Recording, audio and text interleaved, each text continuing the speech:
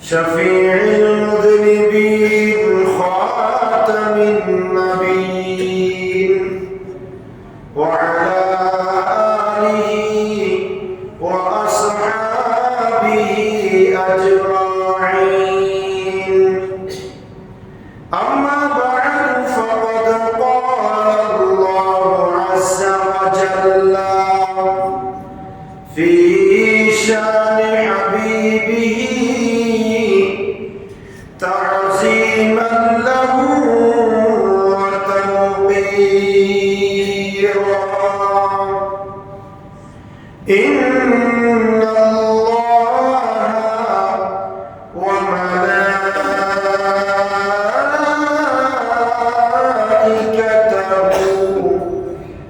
يصلون على النبي يا أيها الذين آمنوا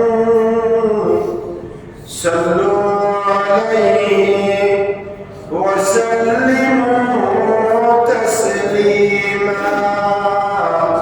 صلى الله على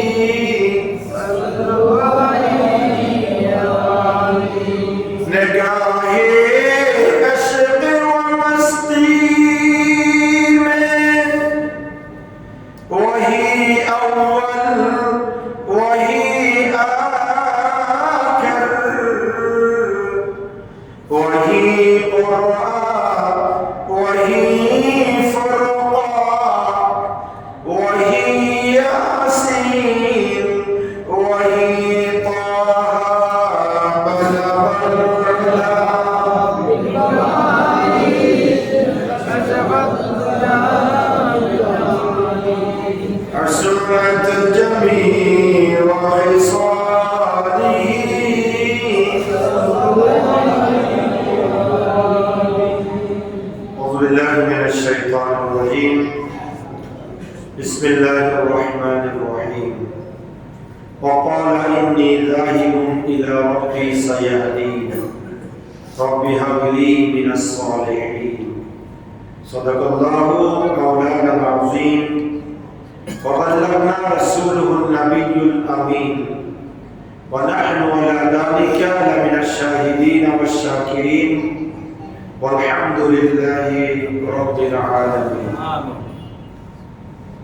মুআজ্জাজ মুহতারাম হযরত মুসল্লিয়ান ইহসান সম্মানিত উলামায়ে কিরাম রাহমানি ওয়া রাহমাকুমুল্লাহ, আমরা আল্লাহ সুবহানাহু ওয়া তাআলার আলিশান দরবারে লক্ষ কোটি শুকর আদায় করছি যে আল্লাহ সুবহানাহু ওয়া তাআলা পবিত্র মুহররমুল হারামের শেষ জুমা নামাজ জুমাদের মহালক্ষে আল্লাহর মসজিদে আসা বসা সবাই একত্রিত হয়ে সালাম ইয়াজ করার সুযোগ আর তৌফিক যে আল্লাহ আমাদেরকে দান করেছেন তার দরবারে পড়ছি আলহামদুলিল্লাহ। আর লক্ষ দরুদ ও সালামের হাদিয়া প্রেরণ করছি সোনার মদিনায় কামলিওয়ালা নবী, নুরুন নবী, হায়াতুন নবী, ইমামুল আম্বিয়া নবী, আফতাবে নবুয়ত, শাহেনশাহ রিসালাত, সুলতানে মদিনা, তাজদারে ইলম, সরকারে দু আলম, ইমামুল আম্বিয়া মুহাম্মদুর রাসূলুল্লাহ সাল্লাল্লাহু মুসাল্লামার নূরি দরবার সোনার মদিনায় উচ্চ আওয়াজে আরেকবার বলছি আলহামদুলিল্লাহ। মোহতারাম হাজিরিন, আমাদের আলোচনার বিষয় হচ্ছে কোরআনুল কারীমের 37 নম্বর সূরা, সূরাতুস সাফফাত। আমরা জানি সূরাতুস সাফফাতের মধ্যে কয়েকজন নবীর ঘটনা আল্লাহ পাক এখানে সংক্ষিপ্তভাবে বর্ণনা দিয়েছেন। গত জুমায় আমরা সূরা সাফফাতের আলোকে দ্বিতীয় নম্বর ঘটনা হচ্ছে সাইয়েদনা ইব্রাহিম আলাইহিস সালাতু ওয়াস সালাম। ইব্রাহিম আলাইহিস সালাতু ওয়াস সালামের ঘটনার কিছু অংশ আমরা গত জুমায় আলোচনা করেছিলাম। ইব্রাহিম আলাইহিস সালাতু ওয়াস সালামের সাথে নমরুদের সাথে প্রচন্ড প্রকাশ হয়েছে, দ্বন্দ্ব হয়েছে। সর্বশেষ ইব্রাহিম খলিলুল্লাহকে আগুনে ঝাঁপ দিতে হয়েছে। তারপরেও কাফের মুশরিকরা ক্ষান্ত হন নাই যে তারা ইব্রাহিম খলিলুল্লাহকে বিভিন্নভাবে চলে বলে করে কৌশলে কষ্ট দিয়ে ইব্রাহিম আলাইহিস সালাতু ওয়াস সালামকে তারা আগুনে নিক্ষেপ করার পরেও তারা বলতেছেন না, এটা ইব্রাহিমের জাদু। দুর্বল নাম ইব্রাহিম সালাম দিনের দাওয়াত দিয়েছেন আল্লাহর সন্তুষ্টির জন্য, আল্লাহর দিন কায়েমের জন্য, আল্লাহর ওয়াহদানিয়তের একত্ববাদের ঘোষণা দিতে ইব্রাহিম খলিলুল্লাহ আগুনে চাপ দিয়েছেন। তারপরেও কাফের মুশরিকদের সাথে নত হন নাই। ইব্রাহিম সালাম যখন আগুনে নিক্ষিপ্ত হয়েছেন, সেখান থেকে সুস্থ শরীর নিয়ে, সুঠাম দেহের অধিকারী হয়ে, আগের থেকে আরো শক্তিশালী হয়ে তিনি যখন আগুনের কুণ্ডলী থেকে বের হয়েছেন, তারপরেও তারা বিভিন্নভাবে ইব্রাহিম আলাইহিস সালামকে কষ্ট দিচ্ছেন। তখন ইব্রাহিম আলাইহিস সালাম বললেন, ওয়াকালা ইন্নী যাহিবুন ইলা রাব্বি সায়াহদিন, আমি আমার পালনকর্তার দিকে রওনা হয়ে গেলাম, আমি আমার পালনকর্তার দিকে অগ্রসর হলাম। আমার আল্লাহ আমার যেই দিকে ভালো মনে করে আমাকে সেই দিকে পৌঁছাই দিবে।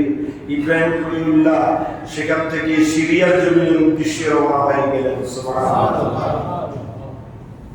ইব্রাহিম সালাম শাদী করেছেন, 83 বছর হয়েছে, কোন ছেলে সন্তান হয় নাই। কিছুদিন আগে কুরবানি গিয়েছে, আপনারা কুরবানির আলোচনার মধ্যে শুনেছেন। তারপরে আমরা কুরবানির ইতিহাস আলোচনা করব না। ইব্রাহিম আলাইহিস সালাম কিভাবে চেয়েছেন, আল্লাহ কিভাবে দিয়েছেন, এই ব্যাপারে সূরা সাফফাতের আলোকে, সূরা সাফফাতের দ্বিতীয় ঘটনার দ্বিতীয় অংশ নিয়ে আমরা আজকে আলোচনা করব। ইব্রাহিম খলিলুল্লাহ অগ্নিতে ঝাঁপ দেওয়ার পরে সেখান থেকে তিনি সিরিয়ার উদ্দেশ্যে কি হয়েছেন, রওনা হয়েছেন। সিরিয়ার জমিনে যখন তিনি গিয়ে পৌঁছলেন, তখন তিনি একবারে একাকিত্ব জীবন, শুধু স্ত্রী সারা আলাইহিস সালাম ছাড়া আর কেউ নাই, ছেলে সন্তান নাই। যেই ঘরের ছেলে সন্তান নাই, সেই ঘর কোন অবস্থা জানেন তো আপনারা? সেই ঘরে হাসি ঠাট্টা পুরস্কারী আনন্দ আয়েশ নাই। ইব্রাহিম আলাইহিস সালাম সেই 83 বছর বয়সে আল্লাহ দরবারে সিরিয়ার জমিনে গিয়ে ফরিয়াদ করছেন। কি ফরিয়াদ করছেন? আল্লাহ পাক সূরা সাফফাতের 100 নম্বর আয়াতে কারিমার মধ্যে সেই কথা আল্লাহ ব্যক্ত করেছেন। ইব্রাহিম খলিলুল্লাহ বলেছেন, রাব্বি হাবলি মিনাস সালিহিন, আল্লাহ তুমি আমাকে একটা নেক সন্তান দান করো। সুবহানাল্লাহ। ইব্রাহিম সালাম আরো আগে চাইতে পারতেন, কথা বলেন ঠিক কিনা? এই তুমি শেষ বয়সে চেয়েছেন। ইব্রাহিম সালাম আল্লাহকে পরীক্ষা করতেছেন। আল্লাহ যেরকম ইব্রাহিম খলিলুল্লাহকে পরীক্ষা করেছেন, ইব্রাহিম খলিলুল্লাহ বলে, দেখি আমি শেষবারের আল্লাহ আমাকে দেখি না। ইব্রাহিম সালাম বললেন, রাব্বি হাবলি মিনাস সালিহিন, আল্লাহ আমাকে একটা নেক সন্তান দান করো। ইব্রাহিম খলিলুল্লাহ আল্লাহর কাছে সন্তান চাওয়ার সাথে সাথে আল্লাহ এক বিন্দু মাত্র দেরি করেন নাই। আল্লাহর সাথে সাথে ঘোষণা দিলেন, ফাবাশশারনাহু বিগুলামিন হালিম। ইব্রাহিম রে আমার ৮৬ বছর বয়সে তুমি সন্তান চেয়েছো, যদি সেই আমলে চাইতা তখনও আমি আল্লাহ দিতে পারতাম। তোমাকে আমি আল্লাহ এইটাও একটা পরীক্ষা করেছি, ফাবাশশারনাহু বিগুলামিন হালিম।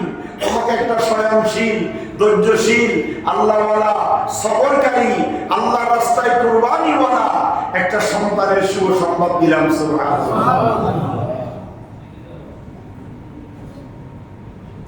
সন্তান হয়েছে ৮৬ বছর বয়সে। কত বছর বয়সে? স্ত্রী বুড়া, স্বামী হয়েছে বুড়া, বুড়া অবস্থায় স্ত্রীও বার্ধক্যে পরিণত হয়েছেন। তারপরে আল্লাহ রাব্বুল আলামিন হাকামুল হাকিমিন এই বুড়ো অবস্থায় সন্তান দিতে পারে তার প্রমাণ দেখাই দিয়েছেন। সুবহানাল্লাহ। فلما بلغ معه السعي قال يا بني إني أرى في المنام أني أذبحك فانظر ماذا ترى। ইব্রাহিম সালাম সন্তান হলো, এই সন্তান নিয়ে বড় আনন্দ, বড় খুশি। শেষ বয়সে কি হয়েছে? ছেলে হয়েছে। এই ছেলেকে নিয়ে খেলাধুলা করছেন, আনন্দ আয়েশ করছেন। এমন সময়ে ছেলের বয়স যখন ৭ বছর, আল্লাহ রাব্বুল আলামিন হাকামুল হাকিমিন ইব্রাহিম খলিলুল্লাহকে আরেকটি অগ্নি পরীক্ষায় ফেলে দিলেন। সুবহানাল্লাহ। একটা অগ্নি পরীক্ষা স্বয়ং আগুনে ঝাঁপ দিয়েছেন, সেই পরীক্ষায়ও কি হয়েছে? কামিয়াব হয়েছে। আর একটা পরীক্ষা শুরু করে দিলেন। ৮৬ বছর বয়সে ছেলে দিলেন। ছেলে যখন ফালাম্মা বালাগা মা'আহু সা'য়া, বাবার সাথে চলাফেরা করার বয়স হলো, এই ৬-৭ বছর তাফসীরে এসেছে ৬-৭ বছর বয়স, তখন আল্লাহ রাব্বুল আলামিন হাকামুল হাকিমিন বলছেন যে ডাইরেক্ট বলেন নাই যে তোমার ছেলেকে কুরবানি করো, এই কথা সরাসরি বলেন নাই। কি বলেছেন? ইয়া বুনাইয়া ইন্নী আরা ফিল মানামি আন্নী আযবাহুকা ফানজুর মাযা তারা। ইব্রাহিম আলাইহিস সালাম স্বপ্নে দেখলেন। নবীদের স্বপ্ন এটা হচ্ছে ওহী। এটা কি বলেন না? ওহী। এবং নবীদের উপর ওহী নাযিল হতো স্বপ্ন যোগে। কি যোগে? ওই হিসাবে নবীদের স্বপ্ন ওহী। স্বপ্নে দেখেছেন ইব্রাহিম প্রিয় বস্তুটি কুরবানি করো। এই ইব্রাহিম সালাম একটা, দুইটা, তিনটা, ৩ দিন স্বপ্নে দেখেছেন। ৩ দিনে প্রায় ৬০০টি ওট আল্লাহ রাস্তায় কুরবানি দিয়েছেন। চতুর্থ দিন আবার দেখছেন ইব্রাহিম রে, তোমার প্রিয় বস্তুটি আমি আল্লাহর জন্য কুরবানি দিয়ে দাও। সুবহানাল্লাহ। কুরবানি মানে ত্যাগ করা, উৎসর্গ করা। আবার ওর মন থেকে কুরবান, কুরবানি মানে নৈকট্য লাভ করা। সুবহানাল্লাহ। বিসর্জনের মাধ্যমে নৈকট্য লাভ করা যায়। বিসর্জনের মাধ্যমে কি করা যায়? আল্লাহর নৈকট্য লাভ করা যায়। যাকাত দিলে সম্পদ বিসর্জন হয়। আল্লাহ বলেন তোমার উপর আমি খুশি হই, তোমার সম্পদ আরো বাড়াই দিই। সুবহানাল্লাহ। অনুরূপভাবে কুরবানি দিলে আল্লাহ খুশি হয়। যে কুরবানিটা বান্দা হালাল ইনকাম দিয়ে আল্লাহর সন্তুষ্টির জন্য গোশত খাওয়ার নিয়তে নয়, আল্লাহর খুশির জন্য যারা কুরবানি দেয় আল্লাহ তাদেরও নিকটে হয়ে যায়, আল্লাহ তাদের উপরও খুশি হয়ে যায়। সুবহানাল্লাহ। ইব্রাহিম সালাম চতুর্থ দিন চিন্তায় পড়ে গেলেন আমার প্রিয় বস্তু কি হতে পারে। সেই চিন্তার মধ্যে তিনি কনফার্ম হলেন যে আমার প্রিয় বস্তু তো ৮৬ বছর বয়সে যে ছেলে পেয়েছি, যে ছেলে এখন আব্বা রাখতেছে, আমার সাথে হাঁটা চলার বয়স হয়েছে, এই ইসমাইল ছাড়া আর তো আমার প্রিয় বস্তু পৃথিবীতে আরেকটা কিছু নাই। তিনি সাথে সাথে ইসমাইলকে কি করলেন? অবহিত করলেন, জানালেন। কি জানালেন? ইয়া বুনাইয়া, এই ৭ বছরের শিশু সন্তান, তাকে বাবা বলতেছেন হে আমার প্রিয় পুত্র, ইন্নী আরা ফিল মানামি আন্নী আযবাহুকা ফানজুর মাযা তারা। আমি আজকে স্বপ্নে দেখেছি আমি তোমাকে জবাই করতেছি। সুবহানাল্লাহ বলবেন না? ইব্রাহিম সালাম কাকে বলতেছে? ইসমাইলকে। ইসমাইলের বয়স কত? ৭ বছরের শিশু। হিতাহিত কিছু আছে? ভালো মন্দ বুঝে? বুঝে, কারণ তিনি তো নবী। সুবহানাল্লাহ। আমাদের দেশে দেখবেন কিছু লোক বলে বই পুস্তকেও আছে, ৬ষ্ঠ শ্রেণীর ধর্ম বইতেও আছে, নবী কত বছর বয়সে নবী হয়েছেন? উত্তর দিছে নবী 40 বছর বয়সে। নবী 40 বছর বয়সে নবী হন নাই, নবী হয়ে দুনিয়াতে এসেছেন। 40 বছর বয়সে নবীর নবুয়ত প্রকাশিত হয়েছে। সুবহানাল্লাহ। যারা নবী তাদেরকে আল্লাহ ওইভাবে ওই ক্রাইটেরিয়া দিয়ে দুনিয়াতে পাঠান। ইসমাইল জমিউল্লাহ আল্লাহর পয়গম্বর, আল্লাহর নবী, উলুল আযম, অত্যন্ত জরুরুল কদর পয়গম্বর। তো ইসমাইল জমিউল্লাহ সে 7 বছর বয়স হলে কি হবে? তার সবকিছু হিতাহিত বোধ বুঝার ক্ষমতা আল্লাহ জন্মগ্রহণ করার পর থেকে দিয়ে দিয়েছেন। সুবহানাল্লাহ। এই জন্য 7 বছর বয়সে বাবা বলছে, এ আমার আদরের পুত্র, আমি তো তোমাকে জবাই করতেছি, স্বপ্নে দেখেছি, এই কথার মধ্যে তোমার অভিমত কি? এটা যদি না হতো, জন্মগ্রহণ করার সাথে সাথে নবুয়তের মহান নিয়ামত যদি আল্লাহ না দিতেন, তাহলে 7 বছর বয়সের ছেলে বাবাকে বলতে পারতো না, ইয়া আবাতি ফাআল মা তুমার সাতাজিদুনি ইনশাআল্লাহু মিনাস সাবিরিন। হে আমার আব্বা, আপনি যে স্বপ্ন দেখেছেন, আপনি সেই স্বপ্নকে বাস্তবে পরিণত করেন। হ্যাঁ, আপনি আপনার স্বপ্নকে সত্যায়িত করেন, আমাকে আপনি ধৈর্যশীলদের মধ্যে পাবেন। সুবহানাল্লাহ। আমাকে আপনি কিসের মধ্যে পাবেন? ধৈর্যশীলদের মধ্যে পাবেন। সুবহানাল্লাহ। এদিকে তাকান, কিসের মধ্যে পাবেন?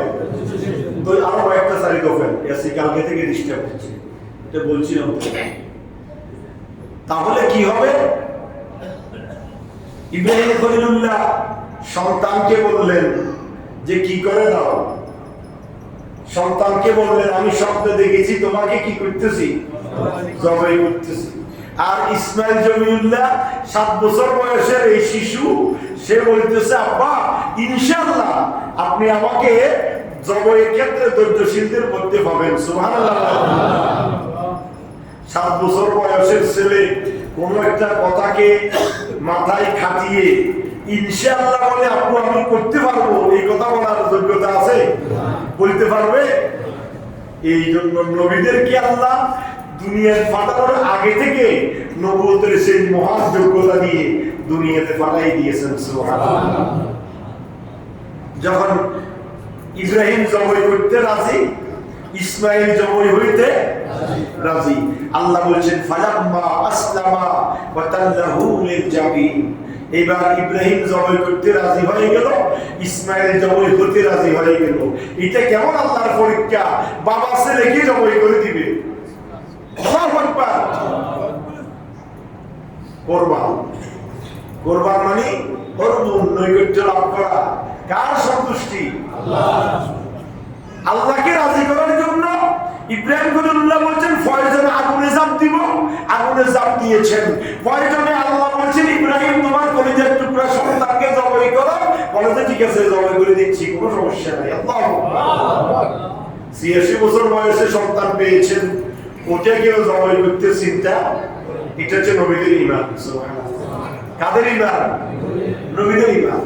আমি আপনি দেখলে তো ওই জন্য তুমি শয়তানে দেখা, ওরাই ভাবে জবাই করে নাকি। আর ইব্রাহিম আলাইহিস সালাম বলতেছে, না, আল্লাহ যে দেখাচ্ছে নবীদের স্বপ্ন ওই সাথে সাথে ফালাম্মা আসলামা ওয়া তাল্লাহু লিল জাবিন। আল্লাহ বলছেন ইব্রাহিম জবাইয়ের জন্য প্রস্তুত, ইসমাইল জবাই হওয়ার জন্য প্রস্তুত। وناديناه أن يا إبراهيم قد صدقت الرؤيا إن كذلك نجزي المحسنين। سبحان الله। ছেলেকে শোয়াই দিলেন, উত্তর দিকে মাথা করে, পশ্চিম দিকে চেহারা নিয়ে, খানায় কাবার দিকে চেহারা। শোয়াই দেওয়ার পরে কি হলেন? রাজি হয়ে গেলেন, জবাই করবেন। ইসমাইল জমিউল্লাহ বলে, আব্বা ফাটা শক্ত করে বেঁধে নেন, হাত পা শক্ত করে বাঁধেন। কারণটা কি? বলে যে হাত পা শক্ত করে এই জন্য বাঁধবেন, আপনি যখন আমার গলায় ছুরি চালাবেন তখন আমি এই জবাইয়ের সময় ছটফট করে হাত পা লাড়াচাড়া করব, আমার হাত দিয়ে আপনাকে আঘাত করার সম্ভাবনা আছে, আপনার সাথে আমার বেয়াদবি হয়ে যেতে পারে। এই জন্য আপনি আমার হাত পা মজবুত করে বেঁধে নেবেন। সুবহানাল্লাহ। আর আমার চেহারাটা ডাকি ফেলবেন। কেন আপনারা আমার চেহারা আপনি ডাকবেন? এই জন্য আমার চেহারা ডেকে রাখবেন। আপনি যখন ছুরি চালাবেন তো ছেলের গলায় ছুরি চালানো এটা বাবার জন্য বড় কঠিন। ওই অবস্থায় আপনার দৃষ্টি যদি আমার চোখের উপরে, আমার চেহারার উপরে পড়ে, তাহলে হয়তো আমার প্রতি আপনার আন্তরিকতার কারণে আল্লাহর হুকুম পালন করতে আপনি অস্বীকার হয়ে যাবেন, হুকুম পালন করতে আপনি হয়তোবা এই ব্যর্থ হয়ে যাবেন। সুতরাং আপনি আমার চেহারাটাও সুন্দর করে বেঁধে দেন। জবাই হয়ে গেল, জবাইয়ের জন্য সময় দিলেন। আল্লাহ বলছেন ইব্রাহিম, ছুরি চালাচ্ছেন, ছুরি কাজ করে না, ছুরি চালাচ্ছেন, ছুরি কাজ করে না। আল্লাহ রাব্বুল আলামিন হাকামুল হাকিম ডাক দিলেন, ও ইব্রাহিম, কাসাদদাতা রুইয়া, তুমি তোমার স্বপ্নকে বাস্তবে পরিণত করেছো, আর দরকার নাই, জবাই হয়ে গিয়েছে।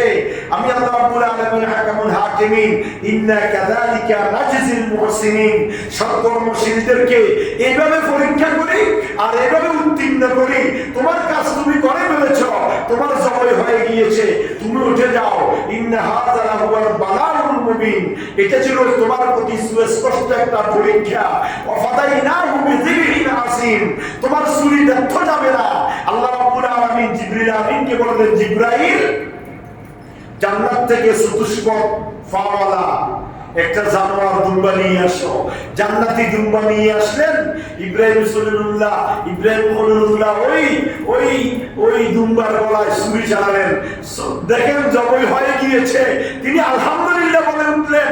এইদিকে দেখেন ইসমাইল জমিউল্লাহ পাশে দাঁড়ানো, এদিকে চতুষ্পদ জান্নাতি দুম্বা জবাই হয়ে গিয়েছে। আল্লাহ বলেছেন, ওয়াতারাকনা আলাইহি ফিল আখিরিন, এই ব্যবস্থাপনা আমি আল্লাহ রাব্বুল আলামিন পরবর্তীদের জন্য রেখে দিলাম। তোমার পরে কিয়ামত পর্যন্ত যারা আসবে তারাই এই চতুষ্পদ প্রাণীর গলায় ছুরি চালিয়ে আমি আল্লাহর নৈকট্য লাভ করবে।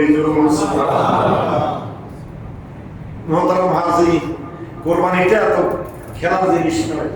আমরা তো কোরবানি আসলে আরেক আনন্দে পড়ে যাই। কোরবানি আসলে আমাদের ফিরিস কিনা শুরু হয়ে যায়। কোরবানি আসলে দাঁড় কত ফিরিস কিনি, ব্যবসা করি, নামাজ কোরবান ডাকি দিলাই, এই 10 দিন নামাজ কোরবান শেষ, গরু বেচা আর গরু কিনে নিয়ে ব্যস্ত থাকি। আসলে কোরবানিটা কি? আসলে কোরবানির মহত্ব কি? এই সূরা সাফফাতের মধ্যে নবীদের যে ঘটনা সংক্ষিপ্তভাবে আল্লাহ ব্যক্ত করেছেন, তার মধ্যে ইব্রাহিম খলিলুল্লাহ হচ্ছে দ্বিতীয় ঘটনা। গত জুমায় ইব্রাহিম খলিলুল্লাহর উপর আলোচনা করেছিলাম। আজকেও সেই দ্বিতীয় ঘটনার দ্বিতীয় অংশ। ইব্রাহিম খলিলুল্লাহ তিনার ইতিহাসে খুশি হয়েছেন কে? আল্লাহ। কথা বলেন না কে?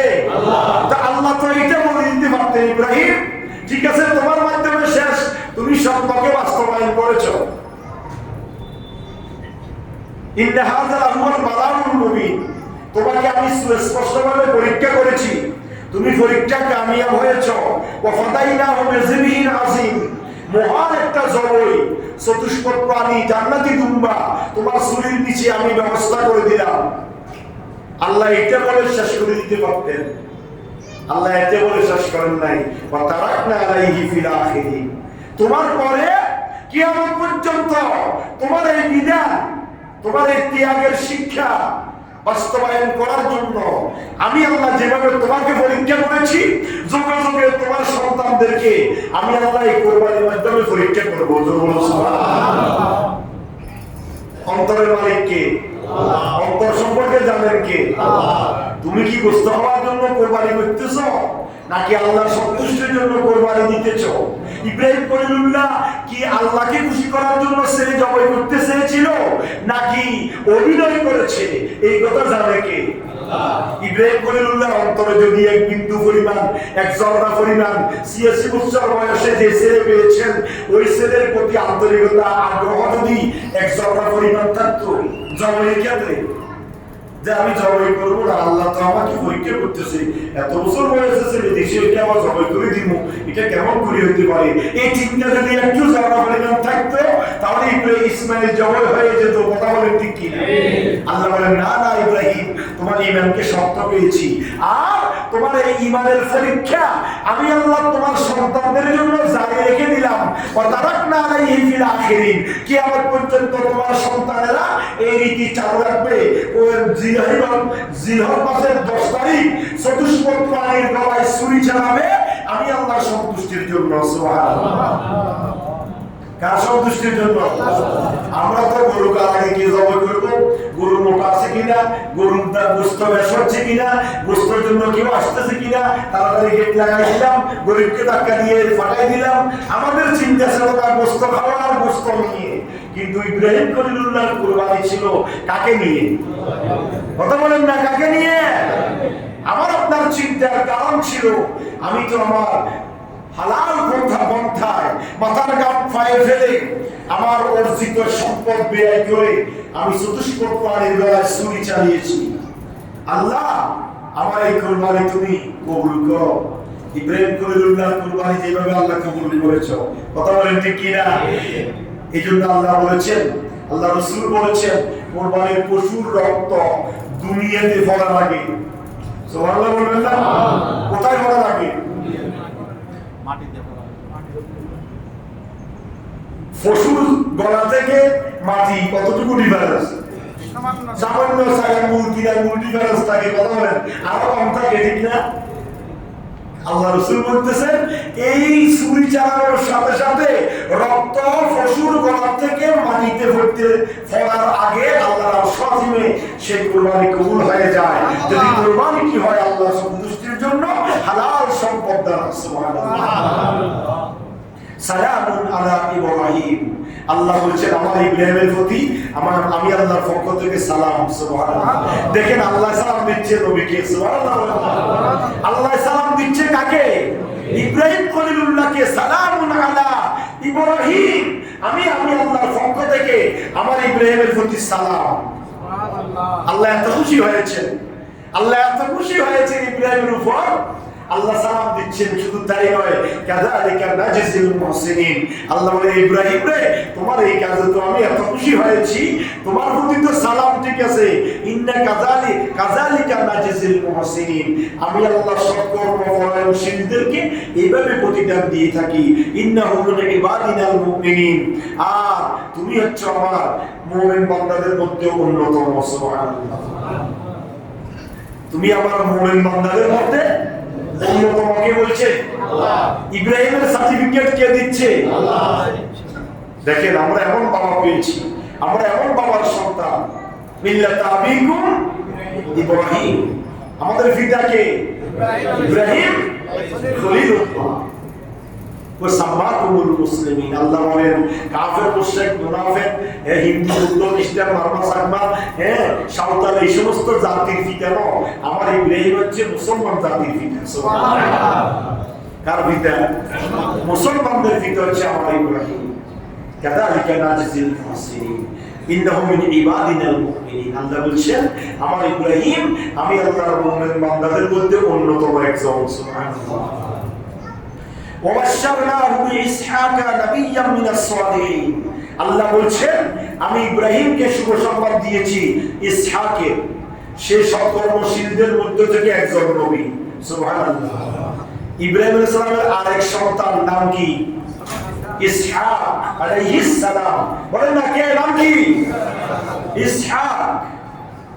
ইব্রাহিম আলাইহিস সালামের দুই সন্তান, একটা হচ্ছে ইসমাঈল আর একটা হচ্ছে কি? ইসহাক আলাইহিস সালাম। এইজন্য যাদের নাম ইসহাক, ইসাককে ডাকবেন না, একজন নবীর নাম। মুসাকে মুসাইয়া ডাকবেন না, একজন নবীর নাম। ইব্রাহিমকে ইব্রাহিমে ডাকবেন না, একজন নবীর নাম ইব্রাহিম। অনেকের নাম নুরুন নবী, এ নব্বই দিকে নব্বই করে আছে না আমাদের সমাজে? এই জিহাদ, এই অজ্ঞতা, মূর্খতা, এগুলো থেকে বাঁচিয়ে উঠবেন, তাহলে অসুবিধা। আমরা শুনি কিন্তু আমাদের এই অজ্ঞতা, মূর্খতা যায় নাই। তাকে সুন্দর করে রাখবেন নুরুন নবী, তার সাথে আপনার ঝগড়া হইতে পারে, তার সাথে আপনার সমস্যা থাকতে পারে, কিন্তু আপনি তার নামকে বিকৃত করতে পারেন না। আব্দুর রহিম, রহিম না ডাকে, রহিম কার নাম? এই জন্য দেখতে হবে আব্দুর রহিমকে আব্দুর রহিম দেখতে হবে, আব্দুল করিমকে আব্দুল করিম দেখতে হবে, আব্দুল মোন্নানকে আব্দুল মোন্নান দেখতে হবে। মোন্নানকে ডাকা যাবে না, মোন্নান কার নাম? মান্নান আল্লাহর নাম। কথা বুঝতে পারছি? এগুলো মাথায় রাখতে হবে। তো আল্লাহ বলছেন অবশ্যরনাহু ইসহাকা নাবিয়্যাম মিনাস সালিহিন, আমি আল্লাহ ইব্রাহিমকে আরেকটা শুভ সংবাদ দিলাম। যে শুভ সংবাদটা কি? ইসহাক, যিনি সৎকর্মশীলদের মধ্যে একজন নবী। সুবহানাল্লাহ। ইসহাক আলাইহিস সালাম একজন আল্লাহর পয়গম্বর, বাপ নবী, বেটাও কি? সুবহানাল্লাহ। বাপ নবী, বেটাও কি? ইব্রাহিম সালাম নবী, তার দুই সন্তান নবী। তো নবীর গলে নবী, কথা বলেন ঠিক কিনা? আমার নবী খাতামুন নবিয়্যিন, সর্বশেষ নবী। আমার নবীর পরে পৃথিবীতে আর কোন নবী আসবে না। এই জন্য আল্লাহ রাব্বুল আলামিন আহকামুল হাকিমিন আমার নবীর কোন সন্তান ইব্রাহিম, কাসেম, তৈয়ব, তাহের কাউকে আল্লাহ দুনিয়াতে রাখেন নাই। নবীর ছেলে নবী আগে হয়েছে, পরবর্তীতে তো নবীর ছেলেকে নবী লিখতে পারে লোকেরা, নবী সম্বোধন করতে পারে, যাতে করে সেটা না করে আমার নবী যে সর্বশেষ নবী এটা যাতে করে আল্লাহ দরবারে করে থাকে। এই জন্য আল্লাহ রাব্বুল আলামিন আমার নবীর সন্তান আল্লাহ অল্প বয়সে দুনিয়ার জমিন থেকে নিয়ে গিয়েছিলেন। সুবহানাল্লাহ। وباركنا عليه وعلى إسحاق ومن ذريتهما محسن وظالم لنفسه مبين। আল্লাহ রাব্বুল আলামিন বলছেন ইব্রাহিম ও ইসহাক আলাইহিস সালামকে আমি বরকত দান করেছি। সুবহানাল্লাহ। ইসহাক কার ছেলে? ইব্রাহিমের ছেলে। বলেন না কার ছেলে? ইব্রাহিম খলিলুল্লাহ। আল্লাহ বলছেন ওয়াবারাকনা আলাইহি ওয়া আলা ইসহাক, আমি আল্লাহ ইব্রাহিম এবং ইসহাকের এই দুইজনকে বরকত দান করেছি। ওয়ামিন যুররিয়াতিহিমা মুহসিনুন, তার সম্প্রদায়ের মধ্যে একদল হবে সৎকর্মশীল, নবী মানবেওয়ালা, নবীকে মানবে, নবীকে তাজিম করবে, নবীকে সম্মান করবে, নবীকে ইহতিরাম করবে। আর ওয়াজালিমুল লিনাফসিহি মুবিন, আর একদল হবে সুস্পষ্ট জালেম, নিজেদের নফসের উপর জুলুমকারী, কাফের, মুশরিক। বলুন নাউযুবিল্লাহ।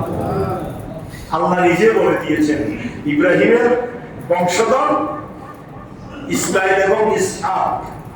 এই ইসহাকের বংশধর থেকে দুইটা বংশ দুইটা দিকে যাবে, একটা দিক ইমানদার হবে আর একটা দিক ইহুদি নাসারা খ্রিস্টান হবে। কথা বলেন কার কথা? আল্লাহ।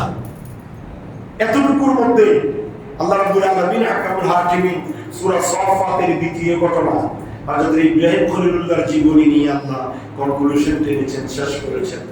এই ইব্রাহিম খলিলুল্লাহর জীবনী আমরা যা শুনেছি, বিশেষ করে কুরবানি সংক্রান্ত, নিজের পরিচয় টুকরা সন্তানকে জবাই সংক্রান্ত, এই ব্যাপারে আমাদের শিক্ষা কি?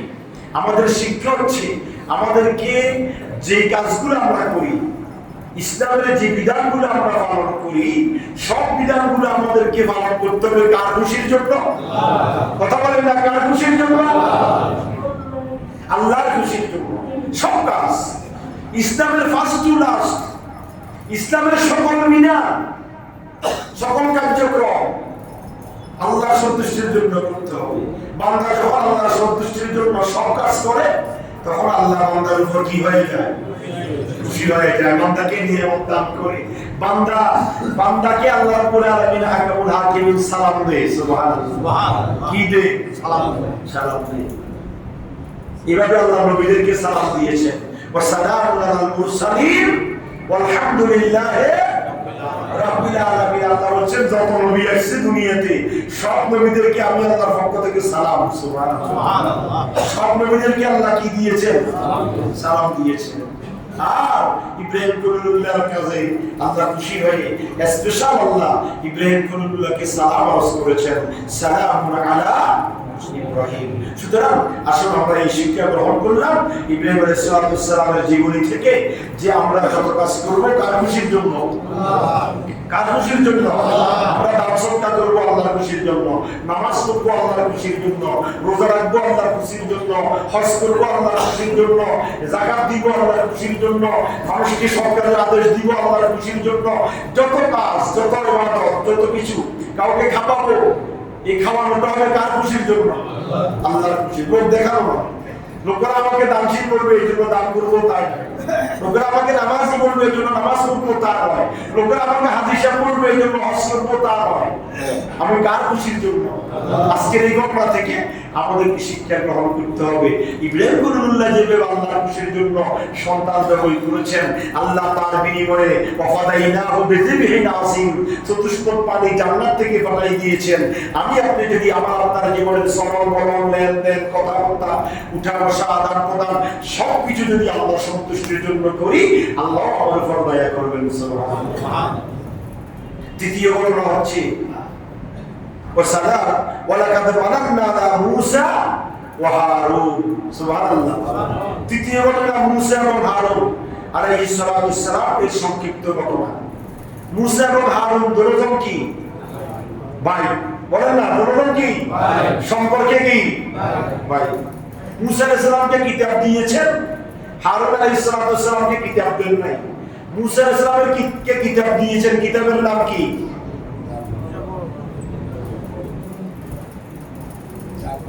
একসাথে 100 নিয়ে ফেল করছে সবাই।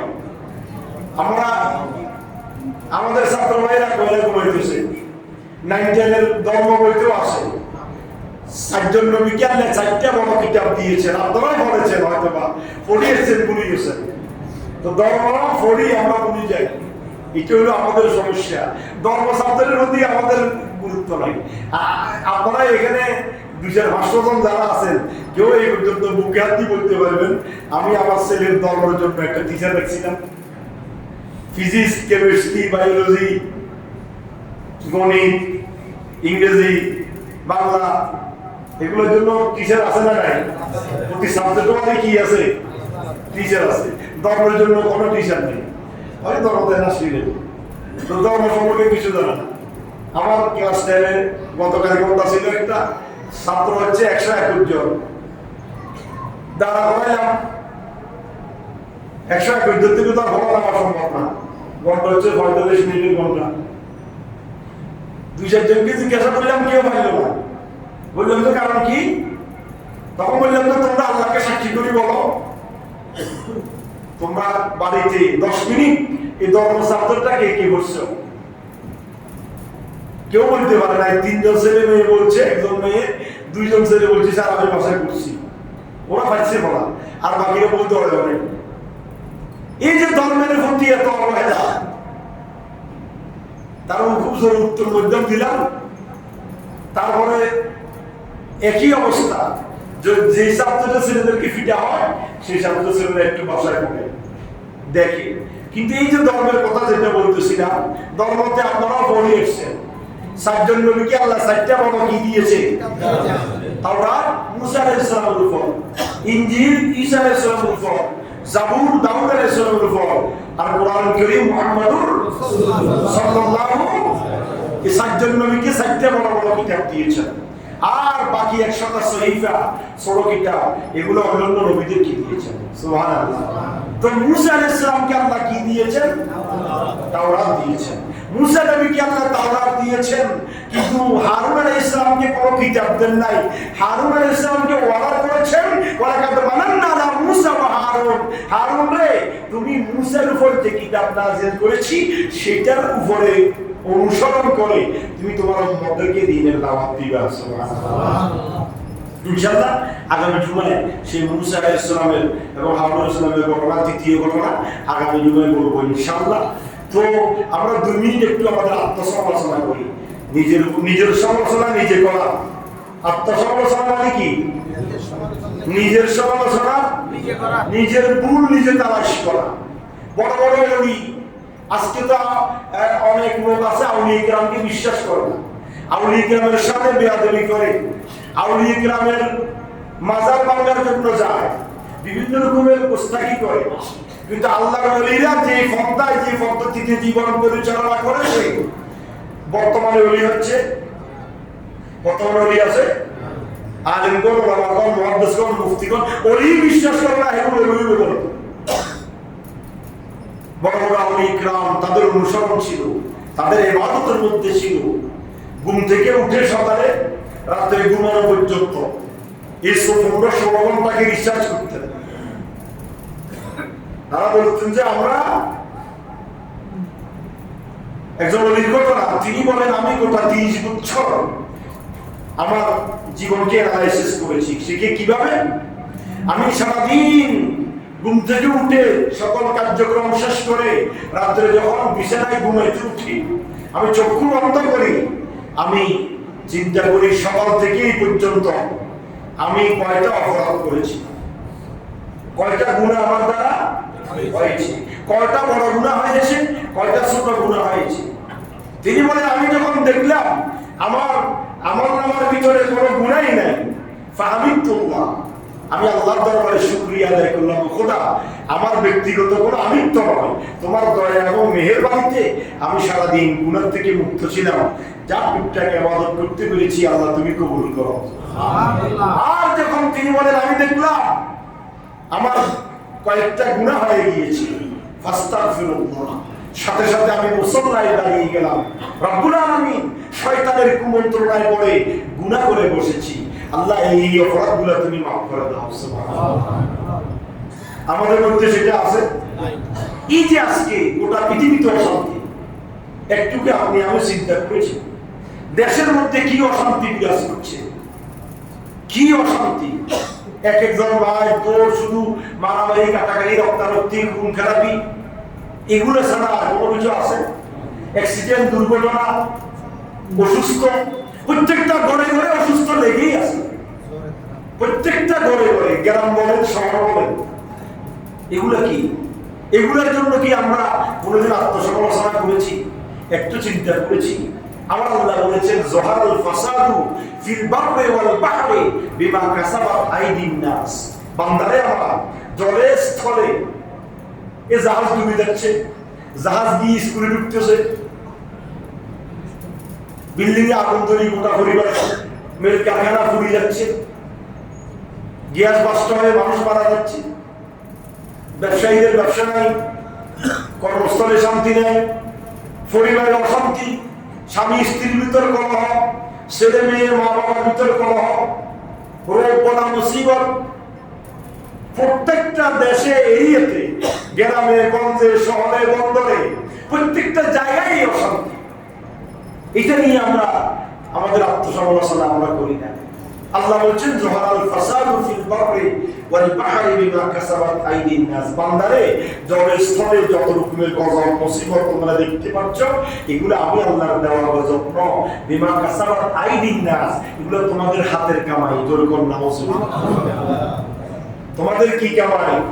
আল্লাহ তো বলেই দিয়েছেন। আল্লাহ বলেন আমাকে দোষারোপ করি বড় লাভ নাই, এগুলো তোমাদের হাতের কামাই, তোমরা কামাই দিতেছো, আমি তোমাদেরকে দিতেছি।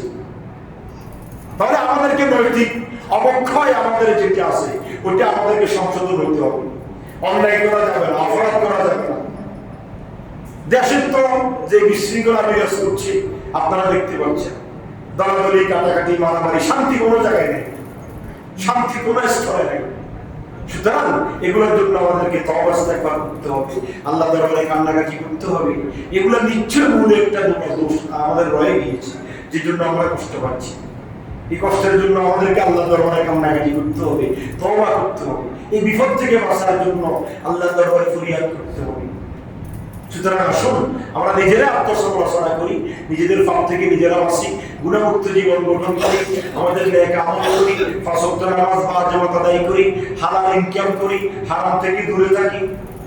এই যে আমরা তো ওই চিন্তা আমাদের নাই, ফেলে নিলাম, ফেলে শুধু ভবনে ঢুকাইলাম, কিন্তু হালাল হচ্ছে কিনা, আমার জন্য বৈধ আছে কিনা, দড়ি মারি, প্রত্যেকটা ক্ষেত্রে আমরা দেখতে পাচ্ছি অন্যায়, অবশ্যই জুলুম, নির্যাতন, হারাম, সুদ, গোসল এখন সাইলাম হয়ে গিয়েছে দেশ। প্রত্যেকটা সেক্টরে বড় বড় অফিস আদালত গুলায়, ভূমি অফিসে দাম, সেখানে তো মশলা কোনো কিছু নেই, দিনে রাতে দিনে করা গাছ, আঙুল গুলো করা গাছ হয়ে যাচ্ছে, কোটি কোটি টাকা ঘুষ খাচ্ছে প্রত্যেকটা সেক্টরে। তো দেশে শান্তি আসবে কোথেকে?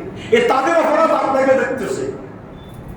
আপনি যে মনে করেন না, এই মনসুরাবাদ একটা এরিয়া, দল্লা রেল লাইন থেকে, কুমিল্লাগঞ্জ থেকে রেল লাইন, ওই রেল লাইন থেকে ওই রেল লাইন, মেন রাস্তা, হান কাউন্টার, এইটা একটা কুমিল্লাগঞ্জের একটা, মনসুরাবাদের একটা এরিয়া। এখানে জানা চলতেছে, সুদ চলতেছে, গোশ চলতেছে, হারাম চলতেছে, অন্যায় চলতেছে, জুলুম চলতেছে, নির্যাতন চলতেছে, কাটাকাটি মারামারি চলতেছে, আর আমি হুজুর সাহেব ইমাম সাহেব তাহাজ্জুদ করতেছি আর মক্কা শরীফের জায়নামাজে বসে বসে কাঁদতেছি, আল্লাহ মাফ করে দেব। আপনি কি মনে করেন আমার ইবাদত কবুল হবে?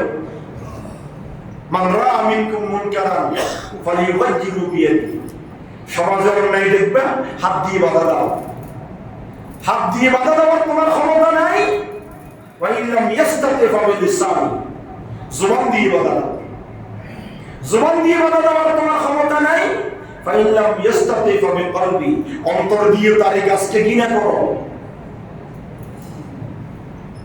এটাও যদি না পারো, যালিকা আদাফুল ঈমান, তোমার ঈমান তো দুর্বল, তোমার কাছে যে ঈমান নাই, তো বেঈমানকে তো আমি শাস্তিই দিব। কথা বলেন ঠিক কি না? তো বেঈমানকে কি আল্লাহ আদর করবেন, যত্ন করবেন, মহব্বত করবেন? আল্লাহ তো আল্লাহর ঈমানদারদেরকে মহব্বত করে। কথা বলেন ঠিক কি না? যে আল্লাহকে মানে তাকে মহব্বত করে, যে আল্লাহর ওয়ালা মানে তাকে মহব্বত করে। তো বেঈমানকে আল্লাহ কিভাবে মহব্বত করবে? তো মহব্বত যখন করতেছে না, গজব দিয়ে ডুবে রেখেছে, শান্তি নেই। প্রত্যেক ফ্যামিলিতে অসুস্থ, স্বামী স্ত্রীর কন্দল, ছেলে মেয়ে অশান্তি, বাবার কথা শোনে না, মেয়ে মার কথা শোনে না, মেয়ে করে ভরকিয়া, মেয়ে করে ফ্যাক্টরিতে, মেয়ে ঘর থেকে বাইরে চলে যাচ্ছে, আপনি কন্ট্রোল করতে পারতেছেন না। লেখাপড়া করেছেন, মাস্টার ডিগ্রি পাস করেছেন, কলেজে পাঠাইছেন, ফ্যান তলায় গিয়ে বারবার করছে, তারপরে আরেকজনের সাথে চলে গিয়েছে, আপনি সে চেহারা দেখাইতে পারতেছেন না, আপনি কন্ট্রোল রাখতে পারেন নাই। আপনার মেয়ে আরেকজনের সাথে ফ্যান করে চলে গেছে, বিয়েটাও দিতে পারেন না আপনি ঠিক মতো, এখন কান্নাকাটি করতেছেন, আয় উদ্দেশ্য করতেছেন। সুতরাং আত্মসমালোচনা করবেন। সমাজে অন্যায় চলবে, জুলুম নির্যাতন চলবে, আপনি আমি আমাদের বন্দিগি নিয়ে ঘরে থাকবো, সেখানে গজব আগে আমার ঘরে যাবে। যে সমাজে নিস্তব্ধ হয়ে নইয়া ইয়া হয়ে বসে থাকো, এই বসে থাকো, সমাজে যখন এই অবস্থা হবে, এটার থেকে আমাদের পরিত্রাণের উপায় হচ্ছে আমাদেরকে সবাইকে স্থানে ন্যায়ের উপর অটল থাকতে হবে, অন্যায়কে অন্যায় ভাবতে হবে।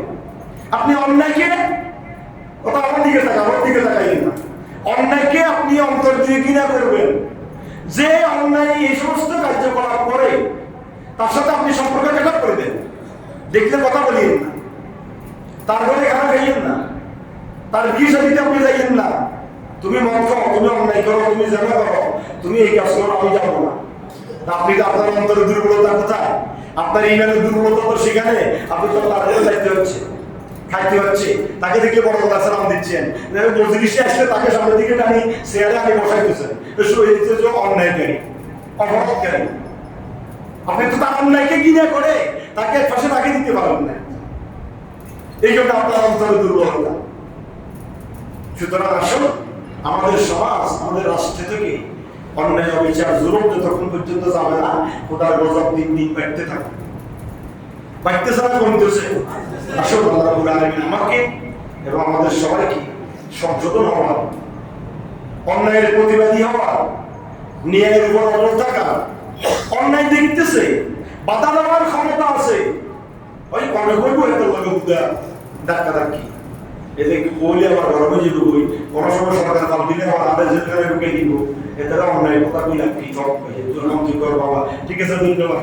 এত চুরি করছে, ডাকাতি করছে, সন্ত্রাস বদমাস, এদের বাবা ঠিক আছে ধন্যবাদ, এদের সেলিব্রেট দিতেছে, ধন্যবাদ দিতেছে, কিন্তু তাকে কথা বলার অধিকার আছে, কিছু মনে জমাই দেওয়ার অধিকার আপনার আছে, আপনার টাকা আছে, মান আছে, সম্মান আছে, দল আছে, দৌলত আছে, আপনি জমা দিতে পারবেন। হয় না জমাই তো গেলে একটা আরেকদিন আবার জুলুম করবো, আর থেকে এসে ঢুকে দিব, সরকার পরিবর্তন হলে আমাকে এইটা করবো, ওইটা করবো, এই বই আপনি ভাবতেছেন না। এটার দ্বারা বোঝা যাও আপনার ইমানের দুর্বলতা আছে। আল্লাহ রাব্বুল আলামিন আশরাফুল হাকিমিন আমাদেরকে এই সমস্ত মুসিবত থেকে পরিত্রাণের জন্য সঠিক কোরআন সুন্নাহ মতে আমল করার আল্লাহ তৌফিক দান করুক, আমিন। আসসালামু আলাইকুম ওয়া রাহমাতুল্লাহি ওয়া বারাকাতুহু।